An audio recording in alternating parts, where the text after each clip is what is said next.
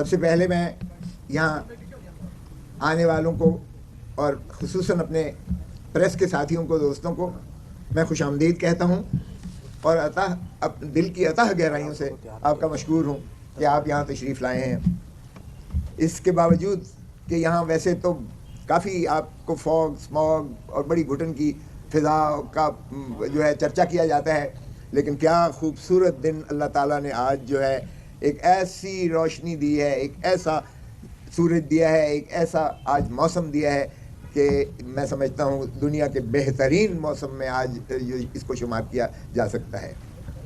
میں پاکستان کے لیے محبتوں کا، امن کا، خوشیوں کا، اور میں سمجھتا ہوں بھائی چارہ اور نفرتوں کو دفن کر کے ایک سفر کا آغاز کے لیے میں دعوت دیتا ہوں، اور میں سمجھتا ہوں پاکستان انہی خوشیوں کا متحمل ہے، انہی چیزوں کا متقاضی ہے۔ 25 کروڑ عوام ہمارے، کیا خوبصورت اللہ تعالیٰ نے ہمیں پاکستان کی شکل میں ایک خطہ دیا ہے، لیکن کیا صرف پاکستان کے طول و عرض کی زمین ہی پاکستان ہے؟ نہیں، اس کی روح ہے پاکستان کے عوام، اور پاکستان کے عوام ہی کو مقتدر کرنا آئین کی منتہا ہے۔ آئین کے آپ پریمبل سے شروعات کر لیجئے گا اور ریاست کی تعریف میں دیکھیں تو اوپر سے لے کے نیچے تک اقتدار جو ہے اللہ تعالیٰ کے اقتدار اعلیٰ کے تابع، وہ پاکستان کے عوام ہی ریاست ہیں اس ملک کی۔ اور آرٹیکل 5 میں بڑا واضح مندرج ہے کہ وفاداری ریاست کے ساتھ، یعنی وفاداری عوام کے ساتھ، کیونکہ ریاست کی تعریف میں آرٹیکل 7 میں عوام کے علاوہ کوئی نہیں ہے، نہ عدلیہ ہے، نہ کوئی مقتدر حلقے ہیں، نہ حکومت ہے۔ ڈسٹرکٹ اسمبلی ڈسٹرکٹ گورنمنٹ، صوبائی اسمبلی صوبائی حکومت، پارلیمان اور وفاقی حکومت، یہ سبھی مترشح ہوتے ہیں عوام سے، عوام کے منتخب نمائندوں سے۔ سو ریاست کی روح ہی عوام کی نمائندوں سے ہوتی ہے، اور آرٹیکل 5 میں وفاداری صرف ریاست کی ہے، یعنی عوام کی ہے، اور تابعداری آئین کی ہے، قانون کی پاسداری، جس میں کسی اور کا دخل عمل نہیں ہے۔ اور یہ لکھا گیا is the inviolable obligation of every citizen of Pakistan. Loyalty to the state and obedience to the constitution is the inviolable obligation of every citizen of Pakistan. وہ آرمی چیف ہو، وہ چیف جسٹس آف پاکستان ہو، وہ prime minister ہو، وہ صدر پاکستان ہو، یا کوئی بھی اکابرین میں سے ہو، یا نیچے ایک مزدور ہو، کسان ہو، دہقان ہو، تو طے ہو گیا۔ اور یہی چیز قائد اعظم محمد علی جناح نے 1948 میں بیوروکریسی کو تقریر کرتے ہوئے فرمایا کہ دیکھو حکومتیں آتی جاتی رہیں گی، تم نے عوام کی وفاداری کرنی ہے، کیونکہ تمہیں عوام کے ٹیکسز سے تنخواہ دی جاتی ہے۔ سو یہ جو بنیاد پاکستان کی تھی اللہ تعالیٰ کی حاکمیت اعلیٰ کے بعد، پاکستان کی عوام کو مقتدر کیا گیا ہے، اور عوام انہی خوشیوں کے متقاضی ہیں جو آج میں سمجھتا ہوں ہمیں کچھ دھندلائی ہوئی نظر آ رہی ہیں، لیکن میں پر امید ہوں کہ یہ نفرتوں کی سیاست ختم ہوگی۔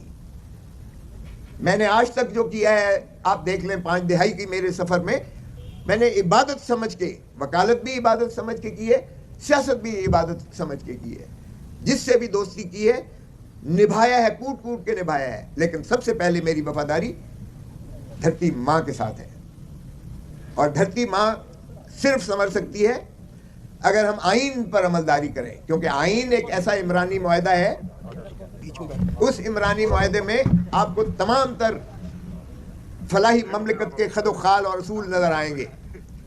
سو اس پر میں سمجھتا ہوں کہ اگر ہم عملداری دل سے کریں، اگر مینوان کریں، تو تمام چیزوں کا حل موجود ہے آئین کے اندر۔ اور میں سمجھتا ہوں کہ جب ہم نے آئین سے انحراف کیا ہے، ہماری ریاست کو نقصان پہنچا ہے، ہماری مملکت کو نقصان پہنچا ہے۔ سو جمہور عوام ہے، اور جمہوریت ایک ایسا نظام ہے جو ہمارے پاکستان بنا بھی جمہور اور جمہوریت کو گولیاں چلا کے جنگوں کے ذریعے پاکستان معرض وجود میں نہیں آیا تھا۔ ہماری سائیکی میں ہی جمہوریت ہے. اور قائد اعظم محمد علی جناح دیکھیے گا، اب کچھ کہتے ہیں کہ وکلا، ارے بھائی تخیل پاکستان وکیل نے دیا، علامہ اقبال محمد علی، علامہ اقبال نے دیا، بیرسٹر علامہ اقبال. تکمیل پاکستان بیرسٹر قائد اعظم محمد علی جناح نے کیا تھا.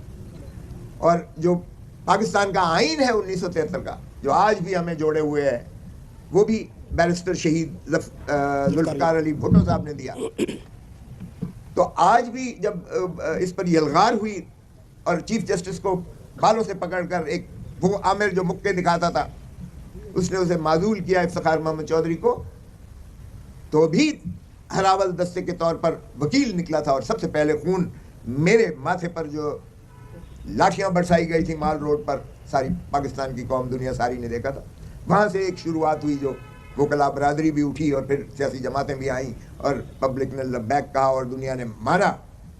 اور ہم نے ثابت کیا کہ مکے دکھانے والا بہت بڑا ڈکٹیٹر جو ہے خشوع خاصاک بہہ گیا جب عوامی اس کے خلاف نفرت نے جنم لیا. تو اس لیے آئین سے انحراف کرنا، چاہے ضیاء الحق نے کیا، وہ بھی آج ہم خمیازہ بھگت رہے ہیں.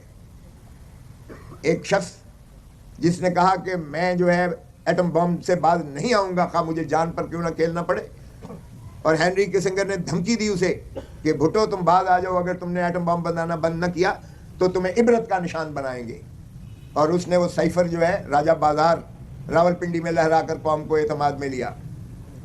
لیکن ہم نے بدقسمتی سے کوئی ہینری کسنگر یا امریکہ کو تو کچھ نہ کہا، لیکن ضیاء الحق نے مولوی مشتاق کے ساتھ مل کر اس عظیم قائد کو، شہید ذوالفقار علی بھٹو کو پھانسی دے کر لحد میں اتار دیا.